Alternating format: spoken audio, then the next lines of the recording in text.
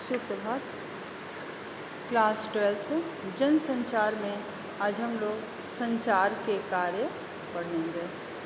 संचार के कार्य, आप अपने रोज़मर्रा के जीवन में संचार का खूब इस्तेमाल करते हैं। निश्चय ही आप उसके उपयोग और कार्यों से बहुत हद तक परिचित हैं। संचार विशेषज्ञों के अनुसार संचार के कई कार्य हैं। इनमें से कुछ कार्यों को हम यहाँ देखते हैं, जैसे सूचना, नियंत्रण, अभिव्यक्ति, सामाजिक संपर्क आदि। जनसंचार के कार्य।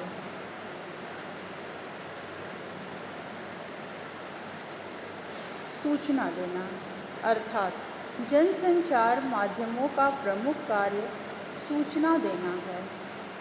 हमें उनके ज़रिए ही दुनिया भर से सूचनाएं प्राप्त होती हैं। हमारी ज़रूरतों का बड़ा हिस्सा जनसंचार माध्यमों के ज़रिए ही पूरा होता है। दूसरा है शिक्षित करना। जनसंचार माध्यम सूचनाओं के ज़रिए हमें जागरूक बनाते हैं। लोकतंत्र में जनसंचार माध्यमों की एक बहुत महत्वपूर्ण भूमिका जनता को शिक्षित करने की है। यहाँ शिक्षित करने से आशय उन्हें देश दुनिया के हाल से परिचित कराने और उसके प्रति सजग बनाने से है। तीसरा है मनोरंजन करना। जनसंचार माध्यम मनोरंजन के भी प्रमुख साधन हैं। सिनेमा, टीवी, रेडियो, संगीत, टिप, वीडियो और किताबें आदि मनोरंजन के प्रमुख माध्यम हैं। एजेंडा तय करना। जनसंचार माध्यम सूचनाओं और विचारों के जरिए किसी देश और समाज का एजेंडा भी तय करते हैं। जब समाचार पत्र और समाचार चैनल किसी खास घटना या मुद्दे को प्रमुखता से उठाते हैं या उन्हें व्यापक कवरेज देते हैं, तो वे घटनाएं या मुद्दे आम लोगों में चर्चा के विषय बन जाते हैं और किसी घटना या मुद्दे को चर्चा का विषय बनाकर जनसंचार माध्यम सरकार और समाज को उस पर अनुकूल प्रतिक्रिया करने के लिए बाध्य कर देते हैं। पांचवा है निगरानी करना। किसी लोकतांत्रिक समाज में जनसंचार माध्यमों का एक और प्रमुख कार्य सरकार और संस्थाओं के कामकाज पर निगरानी रखना भी है।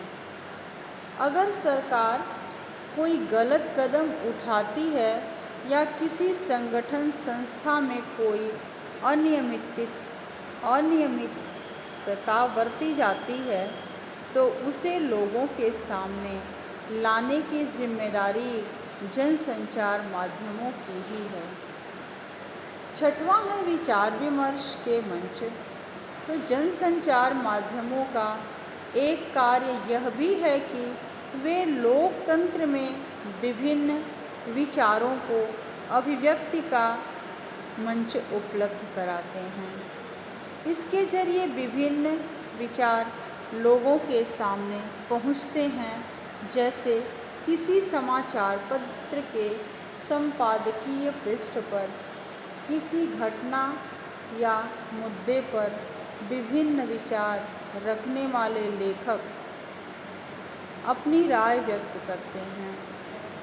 इसी तरह संपादक के नाम चिट्ठी स्तंभ में आम लोगों को अपनी राय व्यक्त करने का मौका मिलता है।